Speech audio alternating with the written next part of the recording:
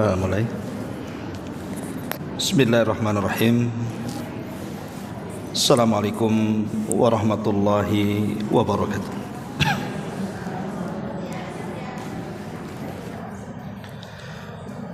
Alhamdulillah wassalatu wassalamu ala Rasulillah wa ala alihi wa sahbihi wa mawalah wa la hawla wa la quwwata illa billahi wa ba'd. Kita lanjutkan kembali kajian kita di pagi hari ini, tetap membahas kitab 175 Jalan Menuju Surga, dan kita masuk pada poin ke 36 halaman 86. Satu pohon kurma di surga. Apa maksudnya? Di sini Nabi SAW bersabda, "Man qala subhanallahil azimi wa bihamdihi ghurisat lahu nakhlatun fil jannah." Barang siapa yang mengucapkan subhanallahil azim wa bihamdi, maha suci Allah, zat yang maha agung, dan dengan pujiannya kami memuji, ghurisat lahu nakhlatun fil jannah, maka sebagai imbalannya ia akan ditanamkan satu pohon kurma di surga.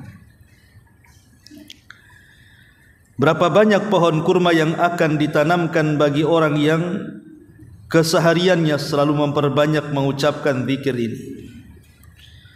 Oleh karena itu, sungguh karunia Allah sangatlah luas dan sangatlah agung, melebihi dari yang kita bayangkan. Allah Subhanahu wa taala berfirman, "Wallahu yudha'ifu liman yasha wallahu wasi'un 'alim." Dan Allah melipat gandakan ganjaran bagi siapa yang ia kehendaki, dan Allah maha luas karunia-Nya lagi maha mengetahui. Kemudian pada poin ke-37 masih ada sangkut pautnya juga. Rasulullah SAW bersabda, "Man qala subhanallahi wa bihamdi fi yaumin mi'ata marratin khuttat khatayahu wa in kanat mithla zabadil bahri." Barang siapa yang mengucapkan subhanallah wa bihamdi, maha suci Allah, dan dengan pujiannya kami memuji, 100 kali dalam sehari, niscaya akan dihapuskan dosa-dosanya walaupun banyaknya seperti buih di lautan. Dan juga Rasulullah SAW bersabda, "Man qala subhanallahi wa bihamdi mi'ata marratin ghufirat lahu dhunubuhu wa in kanat mithla zabadil bahri." Barang siapa yang mengucapkan subhanallah wa bihamdi, maha suci Allah dan segala pujiannya kami memuji, 100 kali, niscaya akan diampunkan dosa-dosanya walaupun banyaknya seperti buih yang ada di lautan. Baik, dua poin ini 36 dan 37 mengajarkan kepada kita tentang zikir yang sangat agung. Dua kalimat, satu kalimat tasbih dan satu kalimat tahmid. Cuman hanya berbeda sedikit lafadznya. Pada poin 36 subhanallahil azim wa bihamdi, tapi pada poin ke-37 subhanallahi wa bihamdi, hanya tambahan al-azim di tengahnya. Tapi dua-duanya sama saja. karena dua-duanya maksudnya adalah hendak bertasbih kepada Allah dan memuji Allah Subhanahu wa taala. Tapi lihat di sini, jangan lihat pendeknya kalimat. Memang pendek subhanallahil azim wa bihamdi atau subhanallah wa bihamdi. Pendek kalimatnya. 3 kali baca saja sudah hafal. Tetapi lihat kandungannya, nanti kita jelaskan. Kenapa kemudian 2 zikir ini atau 2 kalimat zikir ini mengandung keutamaan yang luar biasa.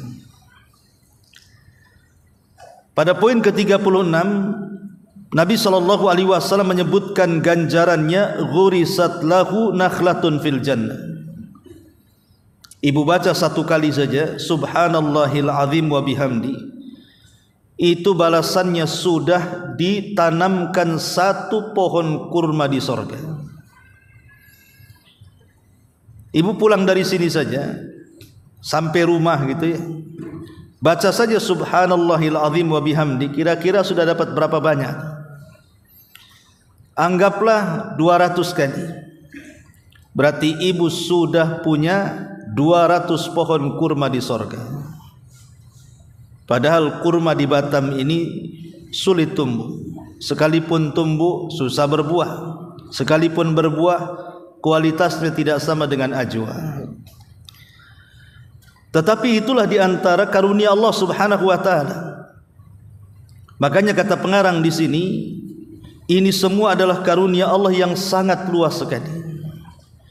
Sampai-sampai amalan sedikit tetapi ganjarannya luar biasa. Kan amalannya ringan, hanya ngomong subhanallahil azim wa bihamdi. Tapi sadar ataupun tidak, Bu, bahwa ibu sudah menanamkan 1 pokok kurma di sorga. Ibu jangan bayangkan nanam pohon kurma di sorga dengan nanam pohon di dunia. Nanam pohon di dunia ini sulitnya minta ampun. Mulai dari menanam dari benihnya sampai kemudian tumbuh besar dan berbuah, itu berapa banyak usaha yang harus kita keluarkan. Tapi tanaman di sorga itu tidak seperti itu, ditanam langsung berbuah, kan begitu. Ini kita tidak bisa bayangkan. Makanya beliau mengatakan di sini, sungguh karunia Allah sangatlah luas dan sangat agung, melebihi dari yang kita hayalkan, yang kita bayangkan. Karena mustahil orang nanam langsung berbuah, apalagi kita tahu bahwa kenikmatan buah kurma di sorga itu tidak pernah dilihat mata, didengar telinga, bahkan terlintas dalam pikiran manusia pun tidak. Betapa indah dan nikmatnya. Makanya jangan sia-siakan memperbanyak zikir kepada Allah Subhanahu wa taala, terlebih sekarang berada di bulan Hurum. Adapun pada poin ke-37, maka pahalanya berbeda. Ketika kita mengatakan subhanallah wa bihamdi 1 hari 100 kali, maka lihat pahalanya. Pertama, khuttat khatayahu wa in kanat mithla zabadil bahri.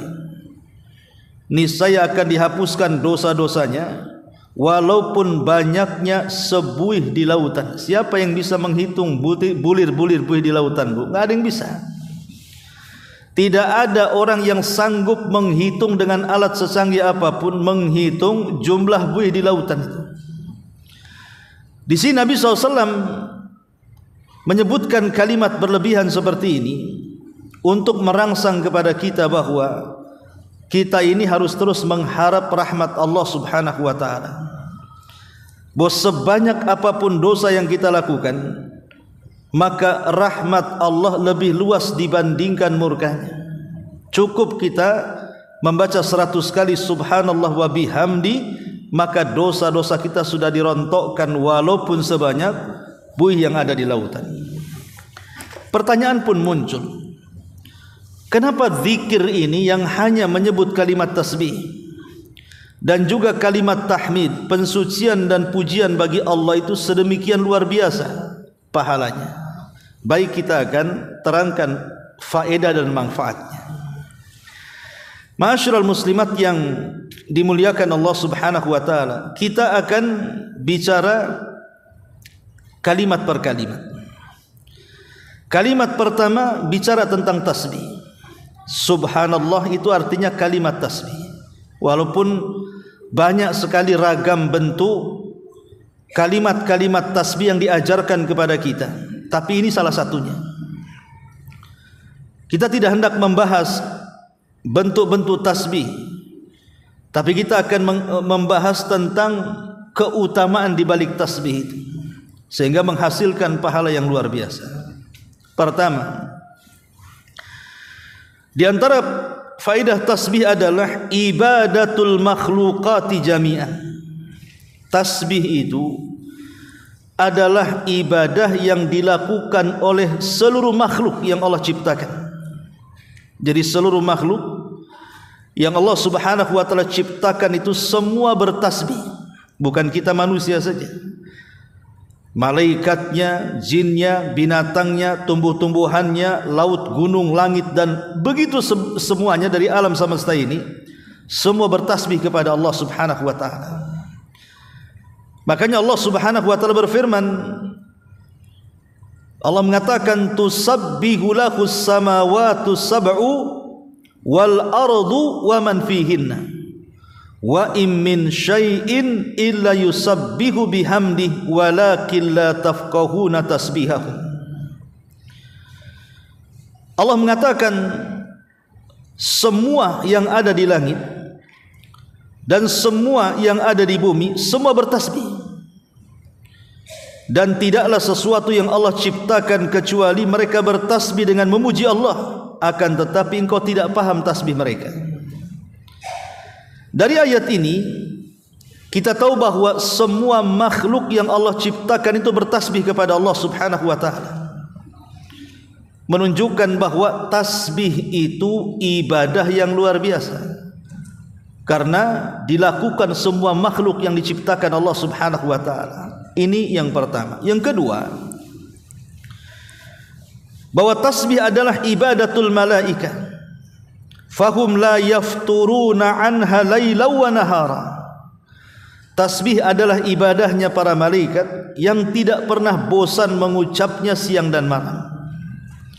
Sampai Allah Subhanahu wa taala mengatakan, walahu man fis samawati wal ardi wa man indahu la yastakbiruna an ibadatihi wala yastakhsirun yusabbihuna al-laila wan nahara la yafturun. Di sini ada kalimat yusabbihuna al-laila wan nahara la yafturun. Para malaikat itu bertasbih siang malam dan mereka tidak bosan.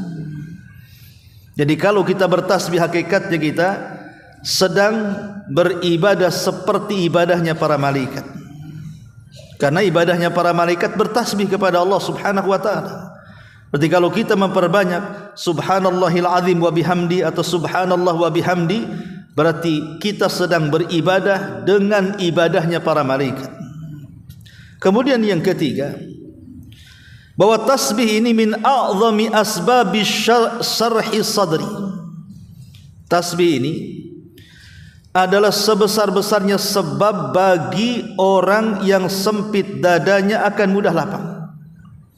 Ibu kalau banyak masalah, entah masalah rumah tangga, entah masalah ekonomi, entah masalah kesehatan, entah masalah kena fitnah, kena bully, sebutkan masalahnya. Yang masalah itu menyempitkan dada. Maka masalah yang menyempitkan dada, orang kan ingin lapang dadanya. Karena lapang dada itu salah satu solusi untuk mengurai masalah. Masalah sekecil apapun kalau sempit dada susah untuk diuraikan. Tapi masalah sebesar apapun kalau lapang dadanya akan mudah diuraikan. Lah salah satu penyebab terbesar yang bisa melapangkan dada adalah memperbanyak tasbih. Makanya ini dicontohkan oleh Nabi sallallahu alaihi wasallam. Dan itu diisyaratkan di dalam Al-Quranul Karim.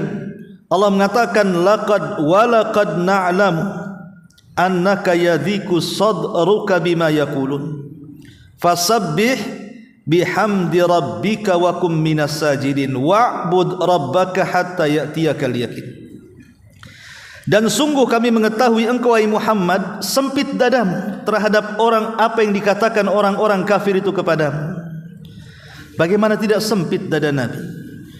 Nabi dikatakan gila, Nabi dikatakan tukang tenun, tukang sihir, Nabi dikatakan perangkai syair, Nabi dikatakan pemecah belah, macam-macam tuduhan kepada Rasul.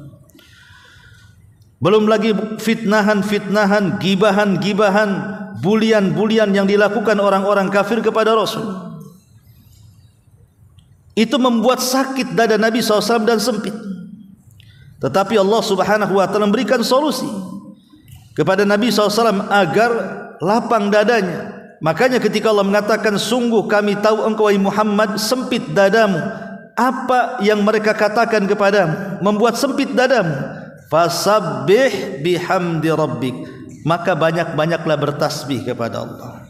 Allah mengatakan fasabbih, kalau begitu banyak-banyak bertasbih dengan memuji Rabbmu, dan jadilah orang-orang yang senantiasa bersujud kepadaku, dan sembahlah Rabbmu sampai kematian menjemput. Lihat, Allah memberikan solusi kepada nabinya, fasabbih, supaya dia bertasbih.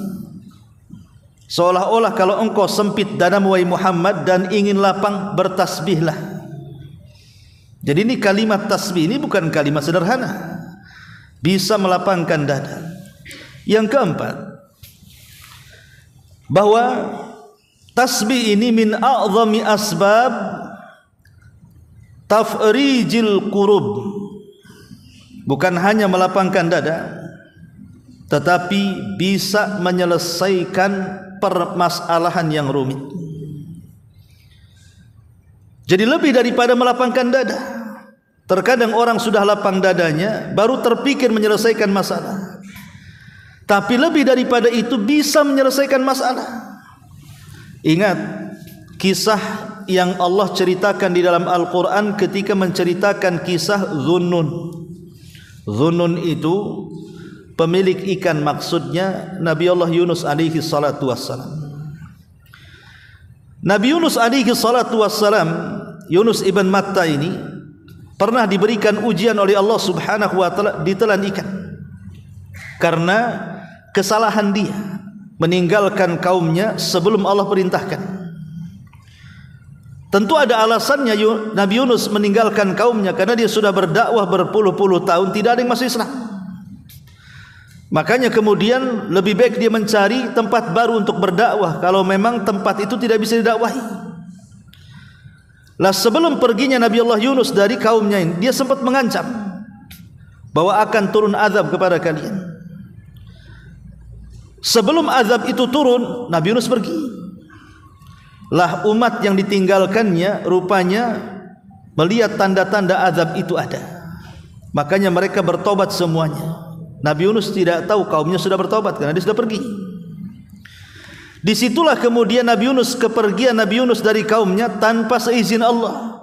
Makanya Allah Subhanahu wa ta'ala menghukum Nabi Yunus agar ditelan oleh ikan paus, kemudian dibawa ke dasar lautan dan diberikan 3 kegelapan.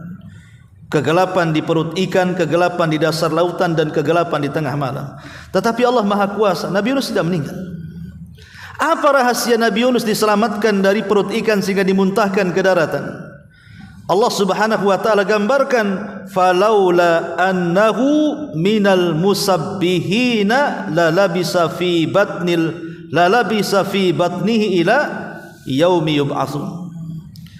Kalaulah bukan karena hamba saleh Yunus alaihi salatu wassalam itu terus bertasbih dalam perut ikan itu, tentu dia akan tinggal di perut ikan itu sampai kiamat dibangkitkan. Maknanya Nabi Yunus tidak sampai kiamat dibangkitkan, dia sudah lepas dari perut ikan. Apa rahasianya? Tasbih. Dia banyak bertasbih kepada Allah Subhanahu wa ta'ala. Ini yang keempat. Yang kelima, bahwa tasbih adalah ahabbul kalam ila rahman wa athqaluhu fil mizan.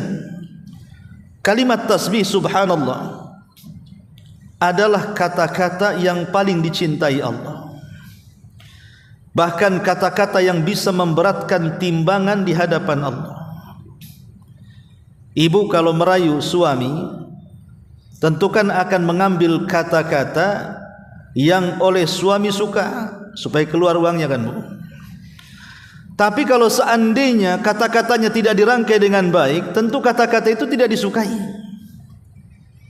Kalau suami saja suka ibu merayu sampai keluar dompetnya, keluar isi ATM-nya, maka Allah Subhanahu wa taala lebih daripada itu. Kalau kita bisa mengambil kalimat-kalimat yang disukai oleh Allah Subhanahu wa taala, maka Allah akan balik menyukai kita. Dan kalau Allah sudah menyukai kita, ibu sudah tahu para malaikat akan suka dengan kita, bahkan penduduk bumi pun akan suka dengan kita. Lah salah satu kalimat yang paling dicintai Allah adalah tasbih. Kalimat yang paling disukai Allah adalah tasbih, ucapan subhanallah. Bahkan lebih daripada itu memberatkan timbangan. Makanya Nabi SAW sampai mengatakan kalimatani khafifatani 'alal lisani thaqilatani fil mizani ila habibatani ila rahmani subhanallah wa bihamdi subhanallahil azim. Dua kalimat kata Rasul, ringan dalam lisan, semua orang bisa mengucapkan, tinggal gerakkan saja lisan. Tetapi bukannya ringan di lisan itu tidak memberatkan timbangan, justru memberatkan timbangan. Lebih daripada itu dicintai Ar-Rahman, karena kalam itu adalah kalam yang paling dicintai Allah. Kalam apa itu? Subhanallah wa bihamdi subhanallahil azim. Kalimat tasbih itu kalimat yang sangat dicintai Allah dan bisa memberatkan timbangan Allah Subhanahu wa taala. Kita tahu bahwa yang menyelamatkan kita pada hari kiamat karena beratnya timbangan kan? Bukankah Allah yang mengatakan faman thaqulat mawazinuhu fahuwa fi 'ishati radiyah.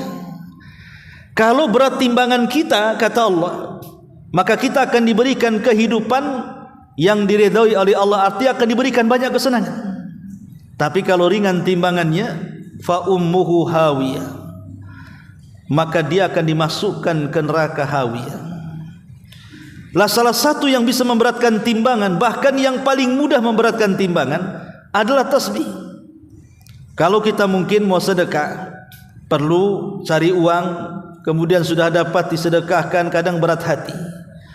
Karena belum dibeli ini beli itu, aduh gimana? Yang tadinya niat nyumbang 10 juta jadi 10 ribu. Ya.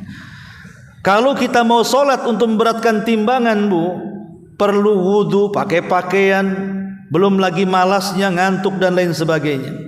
Apalagi kalau mau haji atau umroh, berat kan itu. Tapi ada amalan yang tidak perlu berat-berat dalam hidup kita memberatkan timbangan, cukup bertasbih saja. Dengan mengucapkan subhanallah bihamdi subhanallahil azim, selesai. Terus kita ucapkan, lama-lama timbangan kita berat. Lama-lama timbangan berat. Sama ibu kalau makan 4 kali, itu lama-lama timbangan berat. Gitu. Maksudnya kalau badan kita, tapi timbangan di hadapan Allah adalah dengan amal. Kemudian yang selanjutnya di antara keutamaan tasbih juga adalah min ajallil ibadati wa a'dhamuha ajra. Bahwa tasbih ini adalah seagung-agungnya ibadah dan sebesar-besarnya pahala. Karena bisa menghapuskan banyak dosa sebagaimana hadis yang kita bahas di sini. Kata Nabi SAW, subhanallah wa bihamdi fi yaumin mi'ata marratin khuttat khatayahu wa in kanat mithla zabadil bahri. Ucapan subhanallah wa bihamdi 100 kali dalam sehari itu cukup untuk menghapuskan kesalahan. Kenapa kok terhapus kesalahan? Bukankah terhapus kesalahan itu karena ada kebaikan yang menimpanya? Itulah rahasianya. Kenapa orang yang membaca subhanallah wa bihamdi itu semua kesalahannya akan mudah dihapuskan, bahkan walaupun sejumlah buliran-buliran buih di lautan itu, karena kesalahan itu hilang karena ada kebaikan yang menimpanya, yang menghapuskannya. Karena Allah yang mengatakan innal hasanat yudhibnas sayyiat, sesungguhnya kebaikan itulah yang menghilangkan keburukan. lah kebaikan itu yang paling besar adalah tasbih. Tasbih itulah yang menjadikan keburukan-keburukan kita hilang. Kemudian juga di antara fadilahnya adalah min a'zami ma yukaffirullahu bihi 'anil abdi sayyi'at. Bahwa tasbih ini sesuatu yang paling besar, di mana semua hal-hal yang buruk dalam kehidupan kita itu akan dihapuskan oleh Allah Subhanahu wa taala. Bahkan lebih daripada itu, dicatat 1000 kebaikan dan akan dihapuskan 1000 kesalahan. Nabi mengatakan, ya, ayajiju ahadukum an yaksiba kulla yaumin alfa hasanah. Lemahkah kalian, kata Rasul, untuk mengambil satu hari itu 1000 kebaikan? Sahabat mengatakan, bagaimana caranya? Satu hari mendapatkan 1000 kebaikan itu bagaimana caranya? Maka Nabi SAW mengatakan, yusabbihu mi'ata tasbihatin, bertasbihlah 100 tasbih, fayuktab lahu alfa hasanah, maka akan dicatat 1000 kebaikan. Au yukhattu anhu alfa khati'atin, bahkan dihapus 1000 kesalahan. Coba amalan apa yang lebih besar bisa menggugurkan keburukan pada diri kita ini melebihi tasbih? 100 kali tasbih, 1000 kebaikan diberikan, 1000 kesalahan dihapus. 100 saya kira enggak lambat lah, 10 menit saja bisa ada 100 itu. Kalau mau nyicil ya tidak apa-apa, pagi 10, siang 10, malam 10 kan begitu, dicicil sampai 100 kali. Ma'asyiral muslimat yang dimuliakan Allah Subhanahu wa taala. Inilah di antara fadilah kenapa tasbih itu memiliki keutamaan yang luar biasa. Berkata Abdullah ibn Abbas radhiyallahu anhuma, sahabat Abdullah ibn Abbas radhiyallahu anhuma pernah ditanya, ma subhanallah, apa sih rahasia di balik subhanallah? Jadi sahabat Abdullah ibn Abbas ditanya tentang rahasia kalimat subhanallah, apa rahasia di dalamnya? Maka Abdullah ibn Abbas radhiyallahu anhuma mengatakan, kalimatan radiyahallahu azza wa jal li nafsihi wa amara biha malaikatahu wa fazi'alahal akhyaru min khalqi. Kata Abdullah ibn Abbas, dia adalah sebuah kalimat yang Allah sangat redha dengan kalimat itu. Jadi itu adalah sebuah kalimat yang Allah sangat redha dengan kalimat itu bagi dirinya, dan Allah perintahkan dengan kalimat itu para malaikat untuk membacanya dan membuat ketakutan makhluk-makhluk terbaik yang ada di permukaan bumi. Itulah kalimat subhanallah, kata Abdullah ibn Abbas radhiyallahu anhu. Kemudian Talha ibn Ubaidillah radhiyallahu an, satu hari dia datang kepada Nabi SAW bertanya soal tafsir daripada subhanallah. Talha ibn Ubaidillah, seorang sahabat Rasul, datang kepada Nabi bertanya soal tafsir daripada subhanallah. Apa kata Nabi SAW? Tanzihullahi tabaraka wa ta'ala an kulli su'in. Jadi makna tasbih, kata Rasul, adalah membersihkan Allah, mensucikan Allah dari segala sesuatu yang buruk kepada Allah Subhanahu wa ta'ala. Jadi tasbih itu artinya menafikan sesuatu yang membuat Allah itu cacat, yang membuat Allah itu penuh aib, yang membuat Allah itu penuh kekurangan. Kita bersihkan semuanya dari hal-hal yang buruk bagi Allah Subhanahu wa taala. Makanya kenapa kemudian kalimat itu kalimat yang sangat agung. Seperti ibu mamanya, ya contoh saja, ibu mau membela suami. Suami ini mungkin dituduh ini, dituduh itu, macam-macam sama orang. Kemudian ibu keluar ingin membersihkan nama baik suami dengan segala daya dan upaya ibu, sampai akhirnya betul-betul suami betul-betul tidak tertuduh lagi, tidak ada lagi tuduhan-tuduhan buruk karena ibu sudah bersihkan semuanya.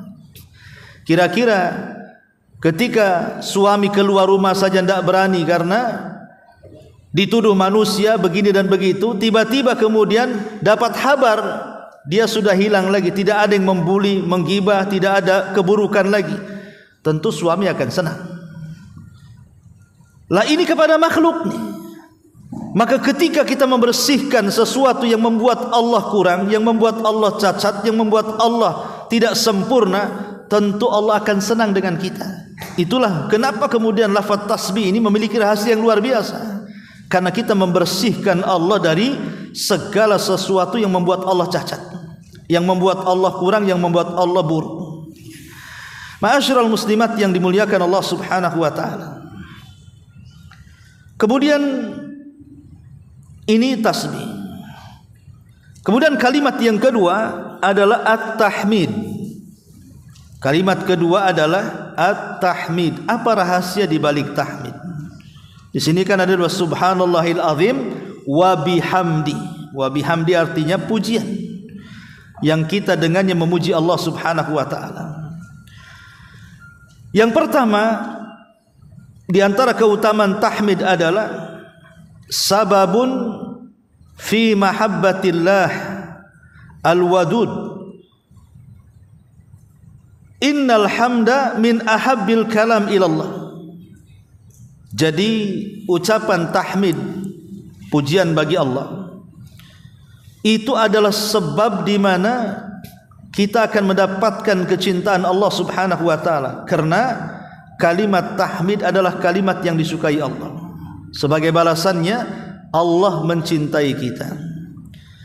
Nabi SAW mengatakan ahabbul kalam ilallah arba'un. Ada 4 kalimat yang Allah paling suka. Lah salah satunya adalah walhamdulillah, ucapan alhamdulillah. Ini yang pertama. Kemudian yang kedua, tahmid adalah salah satu dari bagian ayat-ayat dalam surah Al-Fatihah. Dan kita tahu rahasia surah Al-Fatihah, satu-satunya surat yang disebut dengan induk daripada seluruh Al-Quran, bahkan induk dari seluruh kitab-kitab langit. Al-Fatihah itu bukan hanya induk Quran saja, bahkan kitab-kitab langit itu terinduk dengan surah Al-Fatihah.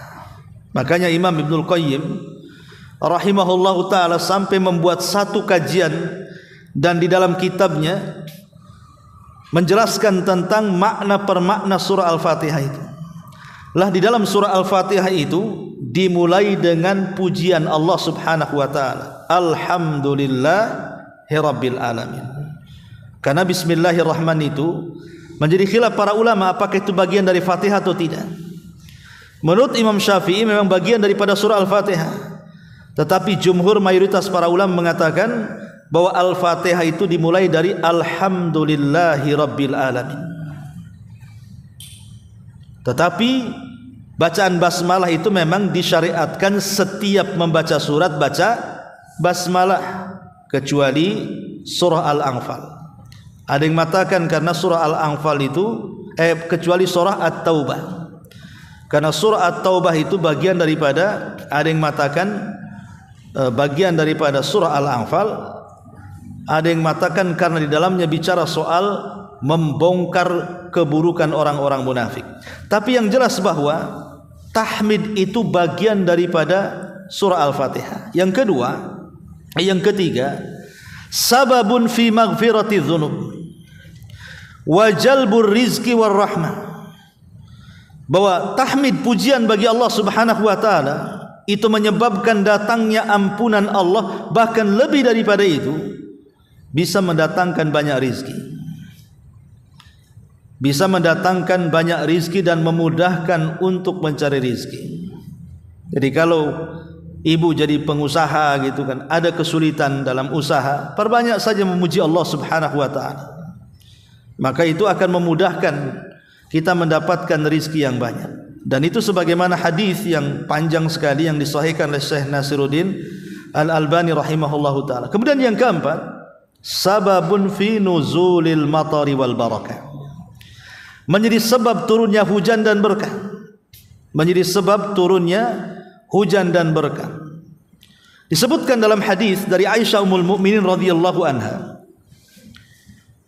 Nabi SAW mengatakan, innakum syakautum jadba diyarikum wastikharal matari an ibani zamanihi ankum wa qad amarakumullahu azza wa jal wa wa'adakum an yastajiba lakum alhamdulillahi rabbil alamin ar-rahmanir rahim maliki yaumiddin la ilaha illallah yaf'alu ma yurid Allahumma antallahu la ilaha illa antal ghani wa nahnul fuqara anzil alaina al-ghaitha waj'al ma anzalta lana quwwatan wa bala'an wa bala'an ilahin. Sahahu Albani. Kata Nabi, kalian selalu mengeluh tentang kekeringan daerah-daerah kalian dan sulitnya hujan menimpa kalian. Padahal Allah sudah merintahkan kepada kalian dan Allah janjikan kepada kalian bahwa doa-doa kalian akan diijabah. Artinya kalau kalian minta berkah, minta hujan, Allah akan ijabah.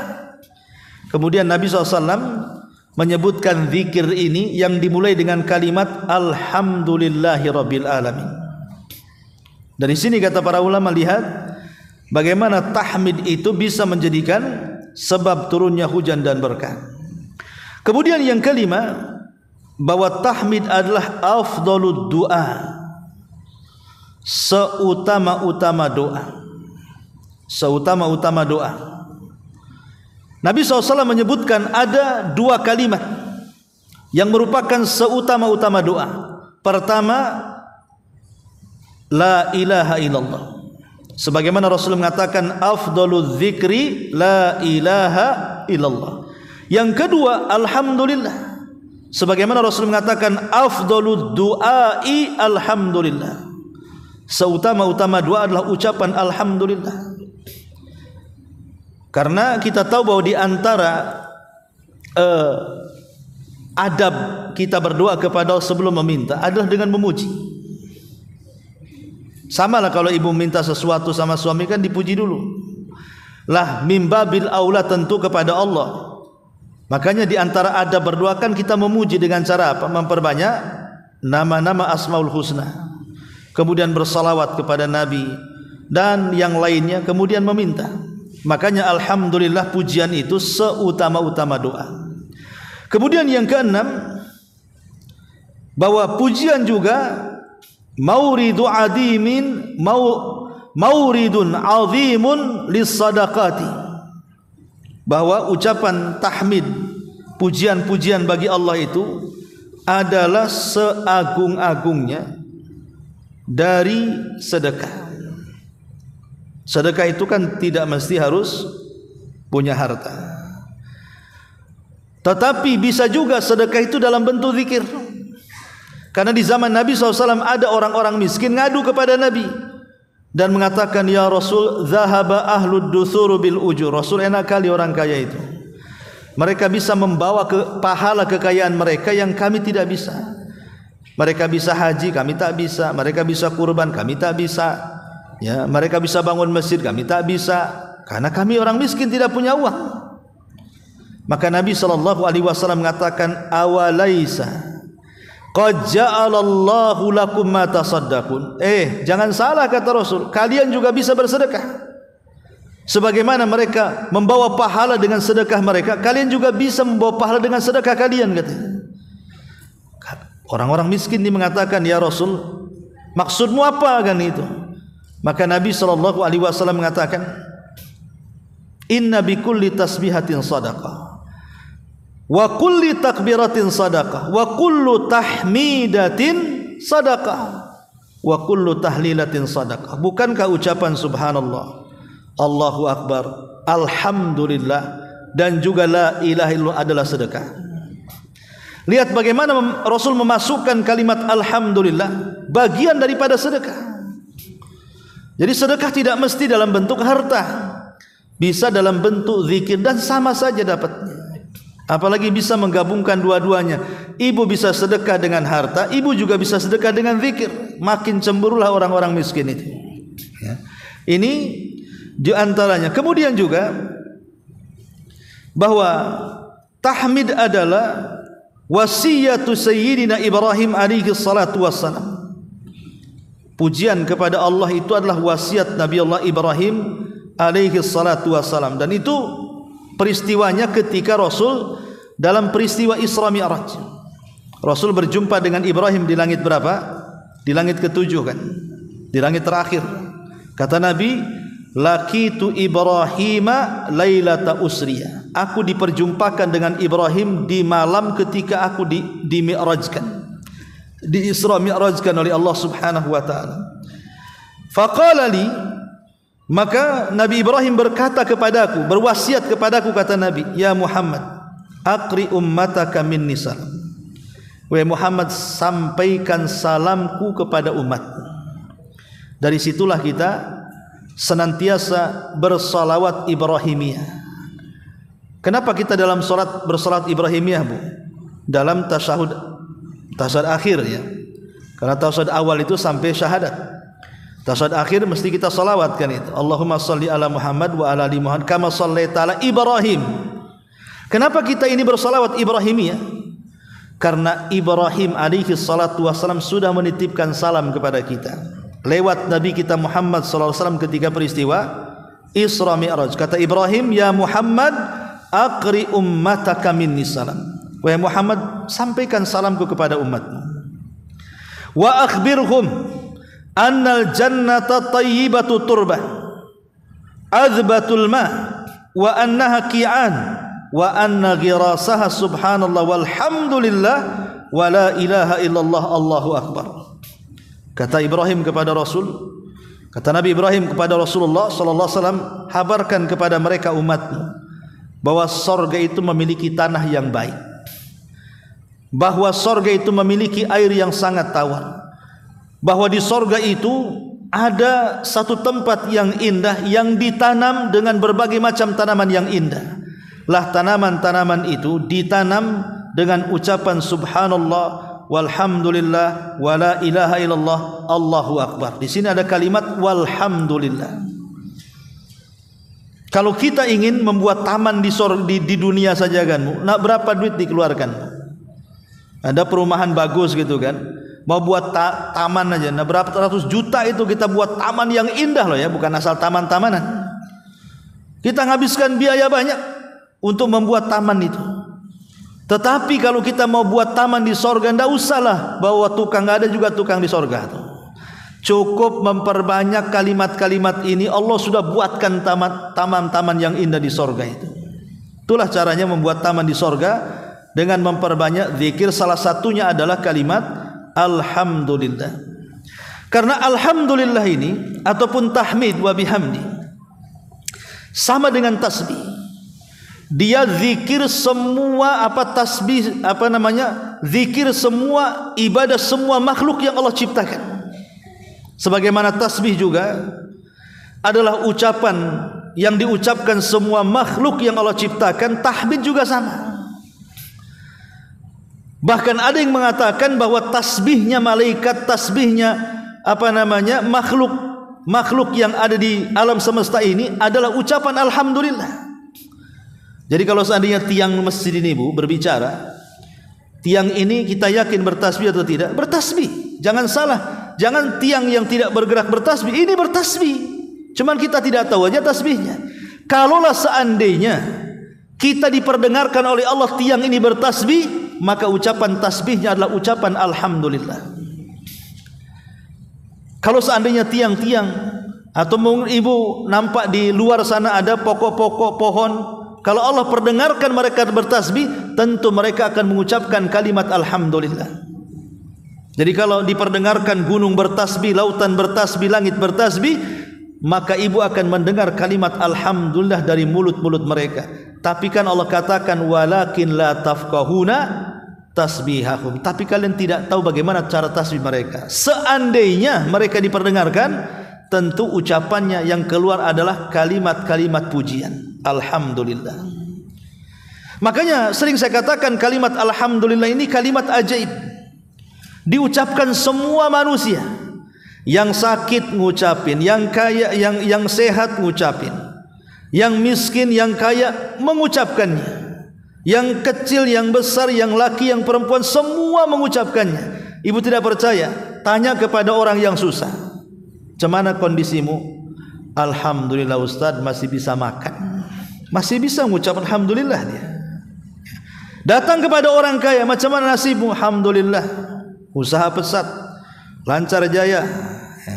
Datang kepada orang sakit, "Cemana kabarmu?" "Alhamdulillah, sebelah kemarin mati, saya masih hidup." Ya. Ngomong sama orang sehat, "Cemana kabarmu?" "Alhamdulillah, penyakit belum ada, tak tahu besok." Jadi ucapan alhamdulillah ini semua ngomong. Mau yang kaya, mau yang miskin, mau yang sehat, mau yang sakit, pasti mengucapkan kalimat ini. Karena Allah Subhanahu wa taala itu memang layak dipuji, baik kita sakit ataupun kita sehat. Allah itu layak dipuji baik kita miskin ataupun kaya. Bukan berarti Allah dipuji bagi orang kaya saja, Allah dipuji bagi orang sehat saja. Allah dipuji dalam kondisi apapun manusia. Maka kita harus memuji Allah Subhanahu wa taala. Lah dari sinilah kenapa rahasia tasbih luar biasa. Makanya dua riwayat ini jadikan dalam lisan kita untuk bahasa mengucapkan subhanallahil azim wa bihamdi ataupun subhanallah wa bihamdi. Ini ucapan yang ringan, sangat dicintai Ar-Rahman, berat dalam timbangan, dan kita bisa melakukannya. Ini bukan perkara berat, cuman digerakkan bibir saja sudah bisa mengucapkannya. Inilah di antara rahasia yang disebutkan di dalam keterangan para ulama. Ma'asyiral muslimat yang dimuliakan Allah Subhanahu wa taala. Kembali kepada kalimat di sini. Man qala subhanallah. Barang siapa yang mengucapkan subhanallah. Ibu mau nambahil azim ya enggak apa-apa. Ibu tidak menambah juga enggak apa-apa. Bisa dibaca subhanallahil azim atau subhanallah saja. Bisa dua-duanya. Begini Bu ya. Kita bawa tasbih ini sedikit kita singgung yang tersisa. Dia adalah alamat daripada alamat iman. Alamat dari alamat iman itu adalah bertasbih dan juga bertahmid, menggabungkan keduanya. Tasbih dan tahmid itu alamat iman. Disebutkan dalam surah As-Sajdah ayat 15. Innama yu'minu bi ayatina alladzina idza dzukkiru biha kharru sujada wasabbihu bihamdi rabbihim wa hum la yastakbirun. Kalau tadi kita rinci kalimat tasbih dan keutamaannya, tahmid dan keutamaannya, kita gabung sekarang dua-duanya. Bahwa orang yang bertasbih dan memuji Allah Subhanahu wa taala itu tanda dari tanda-tanda kuatnya iman. Allah mengatakan dalam surah As-Sajdah 15, sesungguhnya orang-orang yang beriman dengan ayat-ayat kami, mereka adalah orang-orang yang apabila diingatkan langsung tersungkur sujud. Setelah itu wa yusabbihu bihamdi, mereka bertasbih dan memuji Allah Subhanahu wa taala. Dari ayat ini kita tahu bahwa hanyalah orang-orang yang beriman yang mereka bertasbih dan bertahmid. Tapi orang yang jarang bertasbih dan bertahmid berarti dipertanyakan keimanannya. Ini yang pertama. Yang kedua, jadi tasbih dan tahmid ini adalah qarinus sabri. Dia adalah teman daripada kesabaran. Allah Subhanahu wa taala berfirman dalam surah Thaha ayat 130. Fasbir ala ma yaqulun. Bersabarlah wahai Muhammad tentang apa yang mereka tuduhkan kepadamu. Sabar. Sabar terhadap apa yang mereka katakan kepadamu. Wasabbih bihamdi rabbik qabla tulu'isy syamsi wa qabla ghurubiha. Dan bertasbihlah, bersihkan Allah, sucikan Allah, bihamdi, dengan memuji Rabbmu sebelum terbit matahari dan setelah terbenamnya. Lihat bagaimana Allah Subhanahu wa taala mengiringkan kalimat sabar dengan tasbih dan tahmid. Jadi kalau ibu ingin sabar, perbanyak kalimat ini. Jadi kalau sedang diuji ya, entah ditinggal meninggal orang yang ibu cintai, entah mungkin ada yang hilang pada diri kita dari harta-harta kita, namanya ujian kan macam-macam.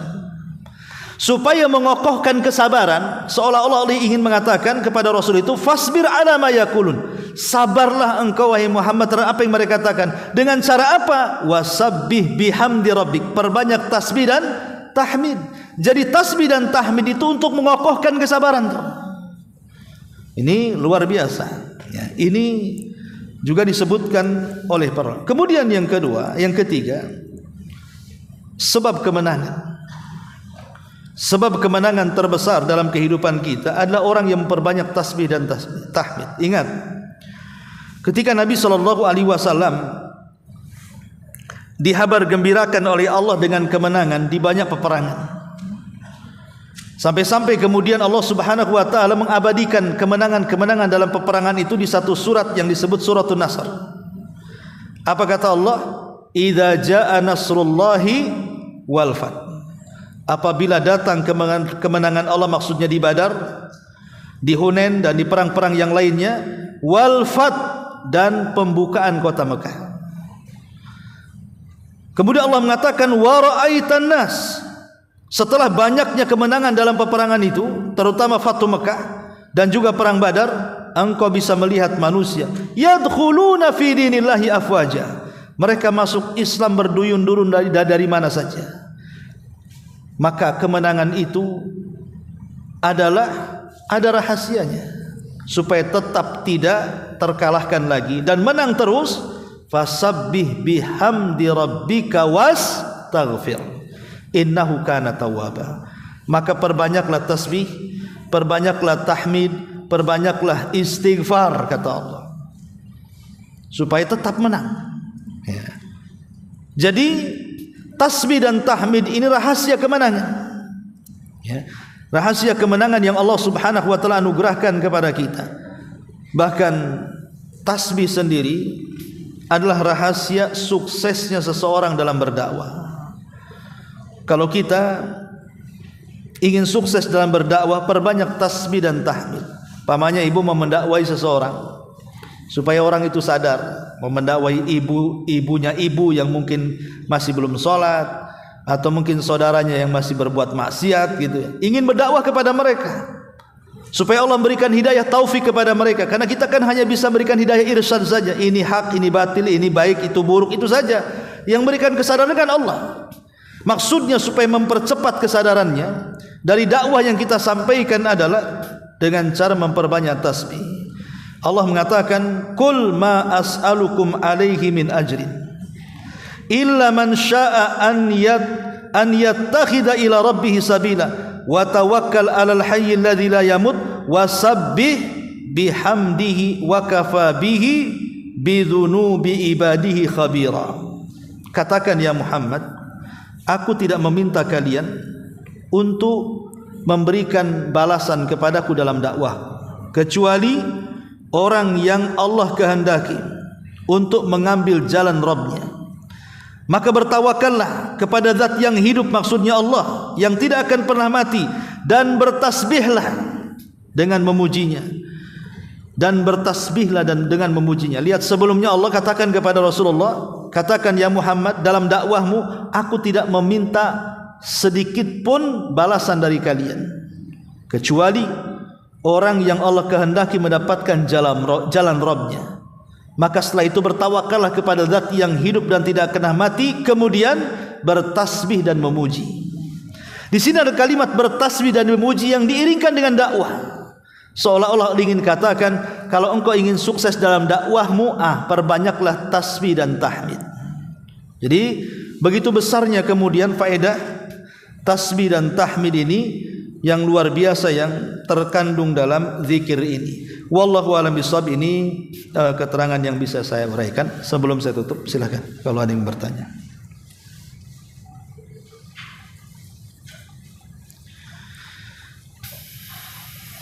Baik, kalau tidak ada, kita tutup dengan doa kafaratul majlis.